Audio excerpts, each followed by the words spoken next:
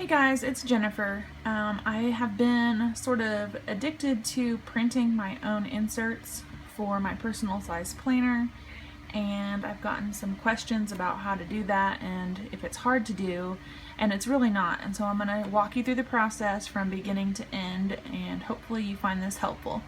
So I purchased most of mine on Etsy, and when you do that, you're going to get this download files option. So you're going to click on that. And then these are the inserts that I purchased, and I'm just going to download this first one, which is a TV tracker. And these are from PeanutsPlannerCo, and so when you open up the folder, you'll see she gives you directions for how to print, and then she gives you a version 1, which has 2 inserts per page on an 8.5 by 11 sheet, and then version 2, which is 1 insert per sheet, and that's the one I'm going to use. So I've opened that up and I'm going to print it,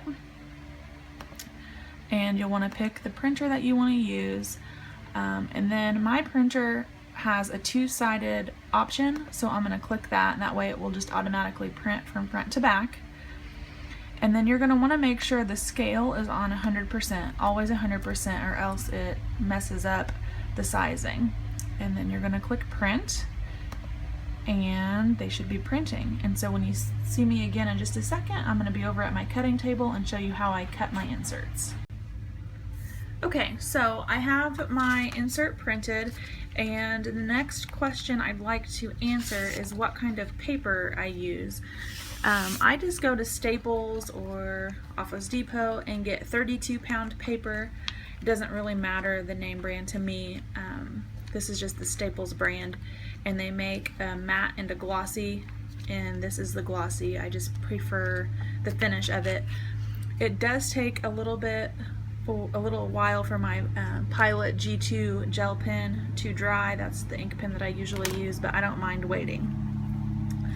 I did only just print one of these, but usually I'll cut like 4 or 5 sheets at a time, and you just stack those in a pile. So I have my cutting mat here, and then I put my printable down, and I use some sort of clear template. So this is a divider that I made, but usually like your personal size Filofax or KikiKs come with like a clear flyleaf, so you could use that as a guideline. And I like these clear guidelines because then when I put it down, I can see exactly where the holes will be, and I can make sure all my text is centered. Then I take my ruler. You can use any sort of ruler, but this is my one that I use for fabric and quilting, and you'll just line that up on the edge of your template. And then I use a 45mm rotary cutter, and it will go through like 4 or 5 sheets of paper. So then I just trim that side off, and then I turn my paper and do the other side. That I do the long sides first, and then I do the short sides.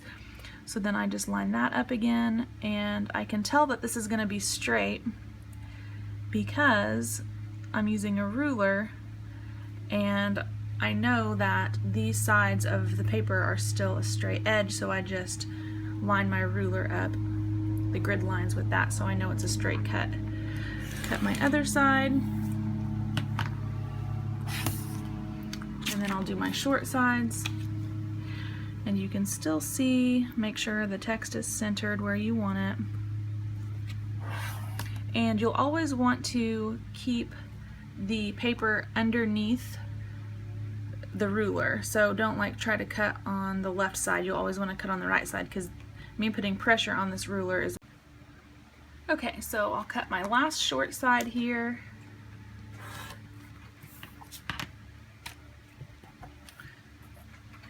and then as you can see, I have my insert front and back done.